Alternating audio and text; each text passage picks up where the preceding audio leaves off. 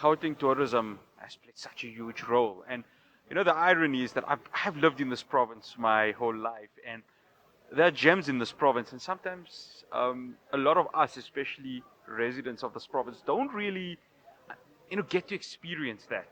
And I think it's important to, as much as we love the coast or going to Kruger National Park, to actually understand what this province can offer. So let me welcome the Chief Marketing Officer of Gauteng Tourism, Barba Gaoganediwe. Baba, absolute pleasure having you on. Thank you so much for joining us. Quite excited, and Gauteng is not just welcoming the world. We are actually the playfield and the playground. We are actually extending our warm invitation to the world to stay over for a festive summer, for the sunny skies and the blue skies, warm weather, and not go back to a cold Europe or Americas. Yeah, and that's the thing about Gauteng is that, we don't have the ocean.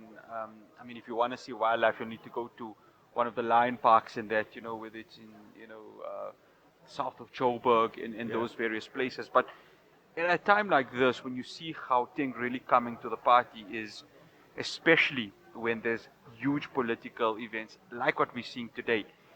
How is Gauteng really facilitated this bringing in of international guests, heads of state, for such an important event like this? No, 40 minutes after landing from OR Tambo International or Lanseria, you can actually drive and be at Gauteng's Big Five Game Reserve, Dinokeng Game Reserve, Yes. just on the east of the capital city, Tshwane. Yeah. So we might not have the mountains, we might not have the oceans, but certainly we have close to 16 million people that now, because we no longer also have gold underground, we now have gold on top. Yes. So those are our golden champion hosts. They have played a critical part in ensuring that we roll out not just the red carpet, but the golden carpet for thousands and thousands of our delegates, our hosted media, accompanying persons. We even designed tailored program for the spouses of the heads of states, the first ladies and the first men. While the heads of states are engaging in bilaterals, they have been taken to some of our splendid areas. Hot air balloon over the Mahalis, boat cruises in the Val River, playing golf in our splendid golf courses. And the Australian finance minister couldn't wait to go to Dinokeng for a safari experience. But if you also want to touch base with your common human ancestry, the cradle of humankind becomes that place. We have the biggest mall in the sub-Saharan Africa, right here. The Mall of Africa. Yeah. Not the Mall of Africa, but also the biggest mosque in the sub-Saharan Africa is found here in Johannesburg. The Turkish Masjid. In here. So these are some of the gems. These are some of the gems that characterize what we have to offer in the province. But most importantly, we're anticipating that as this summit coincides with the start of the festive summer in South Africa, delegates will stay over. They will be able to enjoy Christmas shopping. They will be able to enjoy some of our splendid world-class events. We have seen a record increase in the arrivals, especially from the Middle East. 58% just between January and September this year.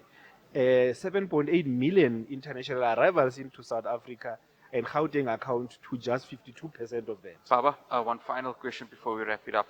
The legacy of Gauteng in terms of hosting events. We had BRICS Summit 2 years ago, and of course this year the G20 Summit. What will this leave in terms of a legacy for Gauteng and its tourism? The legacy once means that we have world-class machinery that is able to be deployed instantly when we host quality global events. We are hosting the 2027 Cricket World Cup. Yes. Yeah. We are bidding for the... There's three stadiums, or two stadiums. Two stadiums already. Yeah. And the Benoni one, which used to play the Protea women, is also part of that. Yeah. We're also bidding for the Formula One in Kyalami. So this bodes well for us to really push forward with the Johannesburg bid for Formula One because we have demonstrated our capabilities. So the legacy is more global events that create more jobs for SMMEs.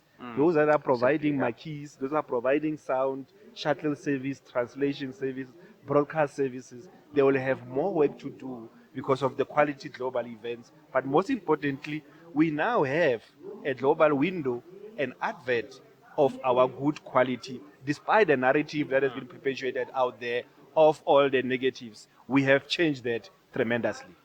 Baba, absolute pleasure having you, and thank you so much for joining us here. My pleasure. That is Barba Gaoganediwe, the Chief Marketing Officer of Gauteng Tourism.